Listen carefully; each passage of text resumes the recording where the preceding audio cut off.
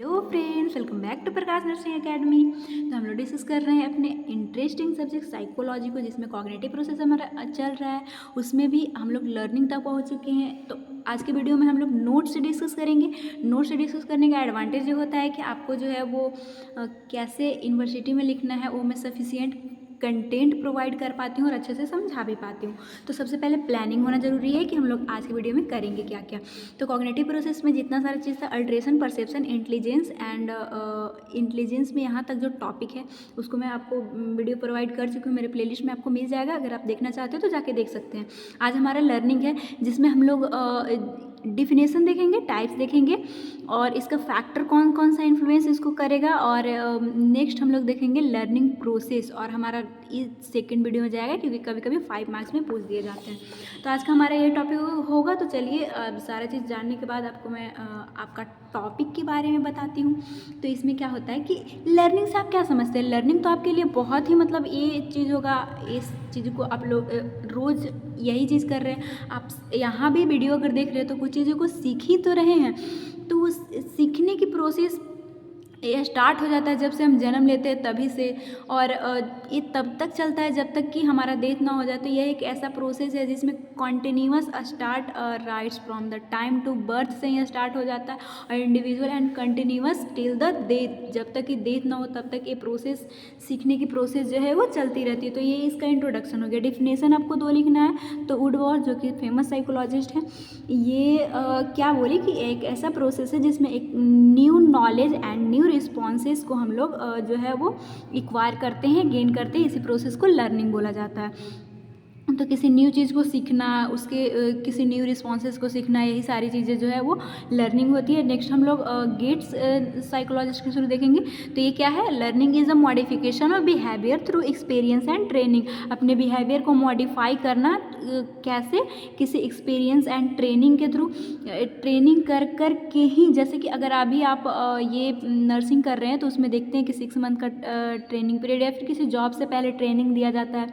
उसको जो है वो सिखाया जाता है कि पर्टिकुलर करना क्या है, उसका बिहेवियर को मॉडिफिकेशन, उसको नॉलेज बताया जाता है कि वो क्या करना है। तो ये सब सारी चीज़ें कैसे सीखते हैं वो सारी चीज़ गेट्स के थ्रू बताया गया। नेक्स्ट हम लोग देखते हैं टाइप्स ऑफ लर्निंग। इसमें क्या बोलता है, वर्बल लर्निंग। तो वर्बल लर्निंग डैट मीन्स क्या कि वर्बल लर्निंग टाइपिकली एसोसिएटेड किससे है, तो मेमोराइजेशन एंड रिटेंशन से of a list of word, कि वर्ड्स को कैसे जो है वो रिटेन करना है, वो सारी चीज़ों को इसमें सीखते हैं। In order to describe basic element associated to learning, मतलब कि लर्निंग का बहुत ही बेसिक एलिमेंट है जो कि एसोसिएटेड है लर्निंग से। इसमें वर्ड्स अगर कोई बोल रहा है तो उसको कैसे रिटेन रखना है, कैसे उसको मेमोराइज करना है, ये सारी चीज़ें आती है लर्निंग, वर्बल लर्निंग में। नेक्स्ट है मोटर लर्निंग। तो इसमें क्या होता है, motor learning it is a shaping of individual sensory motor capacity of the physical social environment. तो ये बहुत ही ईजी है। मोटर लर्निंग डैट मीन्स क्या कि इसमें आपका सेंसरी और मोटर जो दोनों न्यूरॉन से एक काम करते हैं। कैसे, इसका अगर एग्जाम्पल से आपको मैं समझाऊँ तो प्लेइंग अ म्यूजिकल इंस्ट्रूमेंट। अगर आपको किसी म्यूजिकल इंस्ट्रूमेंट को अगर चलाने के लिए सीखना है तो पहले तो सेंसरी के थ्रू आप उसको देखिएगा, जिसके थ्रू सेंसरी के थ्रू आपके ब्रेन में जा रहा है वो चीज़ें। लेकिन बोला जाता है कि बिना प्रैक्टिस के कुछ नहीं होता। तो वो सारी चीज़ें जो आप देखें, अब मोटर न्यूरॉन्स के थ्रू आपको वो करवाएगा तभी आप सीख पाइएगा। तो ये होता है मोटर लर्निंग। नेक्स्ट है क्लाइंबिंग स्टेयर, सीढ़ी चढ़ना भी एक तरह का मोटर लर्निंग है। मतलब चल रहे हैं आप, उस चीज़ को ये कर पा रहे हैं कि आप पहले सीढ़ी को देखें, फिर आपका माइंड में ये गया और आप पैर उठाए, तो सेंसरी मोटर जो है वो प्रोसेस हुआ। राइडिंग बाइक तो बहुत इंपॉर्टेंट है, बाइक चलाना सीखना है, मोटर लर्निंग में आता है। नेक्स्ट हम लोग देखेंगे कॉग्निटिव लर्निंग। इसमें क्या आएगा, cognitive learning is a type of learning जिसमें active, constructive and long lasting. एक कॉग्निटिव लर्निंग जो है ये कंस्ट्रक्टिव है एंड एक्टिवली किसी चीज़ को सीखना, और ये लॉन्ग लास्टिंग तक चलता है। जैसे कि किसी को अगर टीचिंग करना हो तो मोर इफेक्टिवली कैसे हम टीच करें, वो सारी चीज़ों को सीखना कॉग्निटिव लर्निंग कहलाता है। नेक्स्ट अफेक्टिव लर्निंग, जिसमें क्या होता है किससे रिलेटेड है? Learning to interest, attitudes and motivation. This area is a concern with the feeling और इमोशन। डैट मीन्स क्या कि देखिए, किसी को अफेक्टिव लर्निंग कब होगा, किसी को आप इफेक्टिव रूप से कब सिखा सकते हैं? जब जो सीख रहा है उसका इंटरेस्ट हो, एटीट्यूड हो। तो ये लर्नर पे ये जो है डिपेंड करता है कि उसका इंटरेस्ट कैसे हो, तभी वो अफेक्टिव लर्निंग सीख सकता है। ये फीलिंग एंड इमोशन से रिलेटेड है। नेक्स्ट अगर मैं बात करूँ स्किल लर्निंग, तो ये क्या होता है कि learning perform task with a proficiency as a define as easy speed and accuracy performance acquired through extensive practice. कि किसी स्किल लर्निंग क्या होता है कि बार बार प्रैक्टिस करने से किस तरह से आप इजीली जो है या फिर स्पीड और एक्यूरेसी के साथ परफॉर्मेंस कर सकते हैं, जो कि एग्जाम टाइम में देखने को मिलता है। तभी हम लोग इतना ज़्यादा प्रैक्टिस करते हैं, पढ़ते हैं, ताकि हम लोग एक्यूरेसी के साथ, स्पीड के साथ लिख पाए। एग्जाम्पल से आप समझ गए होंगे। नेक्स्ट हम लोग देखेंगे फैक्टर अफेक्टिंग लर्निंग प्रोसेस। इस टॉपिक में क्या है कि किस तरह से जो है अफेक्टिंग की जगह पे इन्फ्लुएंसिंग भी आप लिख सकते हैं। आप कंफ्यूज मत होइएगा कि किस तरह से जो कौन कौन सा फैक्टर है वो लर्निंग को अफेक्ट करता है, कैसे हम लोग अच्छे से सीखेंगे, और कौन सा काम जो है वो लर्निंग को किसी चीज़ को सीखने में जो है वो रुकावट पैदा कर सकती है।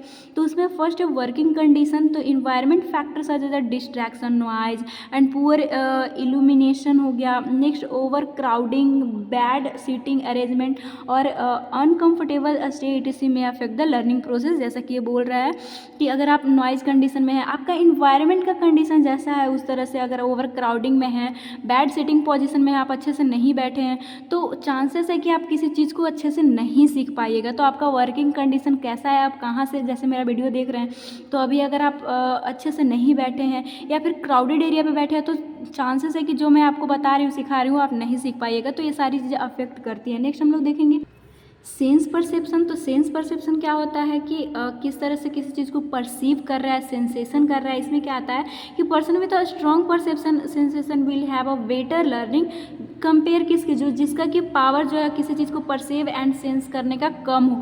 जैसे कि कोई व्यक्ति, दो बच्चा जो कि एक बहुत इंटेलिजेंस है क्लास में, तो वो क्यों इंटेलिजेंस है? क्योंकि वो चीज़ों को जो है, जो मैम पढ़ा रही हैं उसको जो है वो अच्छे से परसीव करता है, जो उसको बताया जा रहा है अच्छे से सेंसेशन उसके दिमाग में जा रहा है। एक बच्चा जो है वो नहीं उस चीज़ों पे ध्यान दे रहा है, तो ये सारी चीज़ें जो है अफेक्ट करती है कि वो कैसे किसी चीज़ को परसीव कर रहा है। नेक्स्ट है फिजिकल हेल्थ में क्या आता है कि जिसका बोलता है कि person with a sound physical health, that means अच्छा जिसका फिजिकल हेल्थ है, उसका बेटर लर्निंग कैपेसिटी होगा compare to person with a weaker, जो कि वीकर है, अगर उसका हेल्थ कंडीशन थोड़ा सा ख़राब है तो वो जो है वो कम सीखेगा, और जिसका अच्छा है, साउंड है, वेल है, तो वो अच्छा सीख पाएगा। फटीग का कंडीशन हो सकता है फिजिकल एंड मेंटल फटीग। जैसे कि फटीग आपको पता होना चाहिए कि एक फिजिकल ही नहीं बल्कि मेंटल भी, अगर आप अल्टर सोच रहे हैं कुछ भी, तो वो भी सबसे ज़्यादा फटीगनेस देता है, आपको पढ़ने लिखने का मन नहीं करेगा, कुछ सीखने का मन नहीं करेगा। Such as a lack of accommodation, जिसका मतलब होता है फैसिलिटी। तो अगर फैसिलिटी भी आपके पास कम है, जैसे कि आपको भी मोबाइल चाहिए किसी चीज़ को जानने के लिए, बहुत इंपॉर्टेंट है, तभी हम लोग अपने कॉन्सेप्ट को क्लियर कर पाते हैं, लेकिन आपके पास अगर नहीं है फ़ोन, तो वो सारी चीज़ें भी लर्निंग कैपेसिटी को ये कर सकता है। अनहेल्दी क्लॉथिंग, जैसे कि टाइट वाइट कपड़े पहन के किसी आप ये सारी चीज़ें सेमिनार ये सब में चले गए, तो आप क्या ही सीख पाइएगा या फिर क्या ही किसी को बता पाइएगा, जब आप खुद ही अनकंफर्टेबल रहिएगा। नेक्स्ट है time of learning. Time of learning भी मायने रखता है। ये एक्सपेरिमेंट के थ्रू जो है एक children have a so that there a great variation learning efficiency during different hour of the day. मतलब ये चीज़ें आप पहले भी सुने होंगे कि जब आपको ये आप कंफर्टेबल है उस टाइम पढ़िए, ज़्यादा सीख पाइएगा। तो ये हर बच्चे के लिए अलग होता है। जनरली हमारे जो दादू हैं या फिर जो हमारे पापा मम्मा हैं, वो हमें बताते हैं कि 4 बजे उठ के पढ़ना अच्छा रहता है, लेकिन ये सारी तो चीज़ें ठीक है, एक्सपेरिमेंट के थ्रू बताया गया, लेकिन आजकल तो ये कहा जाता है कि ज़रूरी नहीं है कि हर बच्चा के लिए 4 बजे। कोई बच्चा रात में अगर पढ़ता है तो उसके लिए अपना पता होना चाहिए कि किस टाइम पे हम ज़्यादा सीख पाते हैं। तो वो टाइम ऑफ लर्निंग आप किस तरह से डिसाइड कर रहे हैं, तो वो चीज़ें मायने रखता है, लर्निंग में अफेक्ट डालता है। Next attention. अगर किसी चीज़ को फोकस्ड होकर एक बच्चा देख रहा है तो उसका बेटर लर्निंग प्रोसेस होगा कंपेयर, जो कि इनअटेंटिव है, फोकस्ड ही नहीं है, किसी और चीज़ के बारे में सोच रहा है और and help grasp learning material. जो अटेंशन के साथ देख रहा है उसका ग्रास्प जो है वो किसी चीज़ को कैच करने की, सीखने की उसका ज़्यादा होगा कैपेसिटी। कंपेयर टू जो फोकस नहीं कर रहा है बच्चा। नेक्स्ट हम लोग देखेंगे न्यूट्रिशन। तो consumption of alcoholic drink, caffeine, tobacco and adverse effect of learning, ये लर्निंग है शॉर्ट फॉर्म में लिखा हुआ। तो इसमें क्या होता है कि अगर जैसे कि नर्सिंग में कई ऐसे लड़के, सारा को तो मैं नहीं बोल सकती, शराब पीना स्टार्ट कर देते हैं। कॉलेज लाइफ में, इंजीनियरिंग में चीज़ें ज़्यादा देखने को मिलती है, तो उनका लर्निंग कैपेसिटी कमेगा, क्योंकि CNS को जो है वो सेंट्रल नर्वस सिस्टम को अल्कोहल जो है वो सप्रेस करने का काम करता है। तो अगर इस तरह का कोई खाना पीना ले रहा है तो उसका जो है वो लर्निंग कैपेसिटी जो है एडवर्स इफेक्ट आएगा, डैट मीन्स की कमी आएगा। नेक्स्ट इन्वायरमेंटल फैक्टर, जिसमें एटमॉस्फेरिक कंडीशन कैसा है, जैसे कि एक्सट्रीम हॉट है, ज़्यादा गर्मी होने के कारण ज़्यादा ठंडा लगता है तो हमें पढ़ने का मन नहीं करता है, या फिर नॉइज़ का कंडीशन, हल्ला गुल्ला शोरगुल में आप हैं तो, या फिर ह्यूमिडिटी, ये सब डिस्ट्रैक्शन होता है जिसके कारण एडवर्स इफेक्ट देखने को मिलेगा, अच्छे से किसी चीज़ को लर्न नहीं पाइएगा। तो ये सब इफेक्ट डाल रहा है लर्निंग में। नेक्स्ट हमारा मोटिवेशन एंड इंटरेस्ट। तो आपका कैसा मोटिवेशन है, किसी चीज़ में कैसा इंटरेस्ट है। जैसे कि अभी आप साइकोलॉजी देख रहे हैं तो अभी आपका एग्ज़ाम टाइम होगा तो मोटिवेशन कि हमें अच्छा परफॉर्म करना है, अच्छा मार्क्स लाना है, तो आप अटेंशन के साथ सुन रहे होंगे और अच्छे से सीख पाइएगा, चांसेस है आपका इंटरेस्ट इसमें आ रहा होगा। लेकिन अगर ऐसे ही कोई देख रहा है तो वो हो सकता है वीडियो को बंद करके चला भी जाए। तो कैसा मोटिवेशन है वो लर्निंग पे अफेक्ट जो है वो डालता है। एज एंड मेच्योरिटी, एज के हिसाब से जो है अर्ली एज वाले, जैसे कि बच्चे किसी चीज़ को जल्दी सीख जाते हैं, वही अगर ओल्ड पर्सन को देखें तो उनका मेंटल एबिलिटी कमता है, तो वो चीज़ों को जल्दी ग्रास्प नहीं कर पाते हैं। मैच्योरिटी लेवल भी ये जो है अफेक्ट डालता है। नेक्स्ट है मेथड ऑफ लर्निंग। तो कैसे कैसे किसी चीज़ को सिखाया जा रहा है, जैसे कि एक क्लास में कोई जो है वो PPT से पढ़ा रहे हैं, हर चीज़ को दिखा के पढ़ा रहे हैं, फिगर ये सब, तो हो सकता है ज़्यादा समझ में आए, और कोई बोरिंग बना दे रहा है तो हो सकता है वो लर्निंग पे अफेक्ट डालेगा, बच्चा अच्छे से नहीं सीख पाएगा। मेंटल हेल्थ तो बहुत ज़्यादा है कि मेंटल कंडीशन ही ठीक नहीं है तो फिर कैसे वो सीख पाएगा, और किसी का मेंटल हेल्थ अच्छा है तो वो अच्छे से सीख पाएगा। नेक्स्ट है कॉन्फ्लिक्ट। में यहाँ पे लिखूँ तो आप नहीं ये होइएगा, कॉन्फ्लिक्ट कंडीशन में लर्निंग को अफेक्ट डालता है। अगर आप किसी चीज़ को कंफ्यूज है तो नहीं सीख पाइएगा। नेक्स्ट है ऑर्गेनाइजेशन सेटअप। आपका ऑर्गेनाइजेशन सेटअप कैसा है, जिसमें आता है कि एक time table must be draw in accordance with the physiological psychological principle, avoid fatigue. कि मतलब ये ऑर्गेनाइजेशन सेटअप क्या होता है कि एक टाइम टेबल को बनाना और उसको फॉलो करना, लेकिन टाइम टेबल ऐसा नहीं कि जो आप 4th क्लास में किसी वीडियो को देख के सुन के या फिर टीचर को कि 8 घंटा मैं पढ़ूंगा, 4 घंटा पढ़ूंगा, एक दिन फॉलो किए, दूसरा दिन तो मैं 4 घंटा पढ़ लिया हूँ, अब दूसरा दिन नहीं पढ़ूंगा, वो नहीं। आप अपने हिसाब से टाइम टेबल बनाइए और जिसमें कि आप थके ना, अवॉइड कीजिए फटीग को, और उस चीज़ से जो है वो लर्निंग की कैपेसिटी, किसी चीज़ को ग्रैप्स करने की कैपेसिटी बढ़ती है। नेक्स्ट है सब्जेक्ट कंटेंट।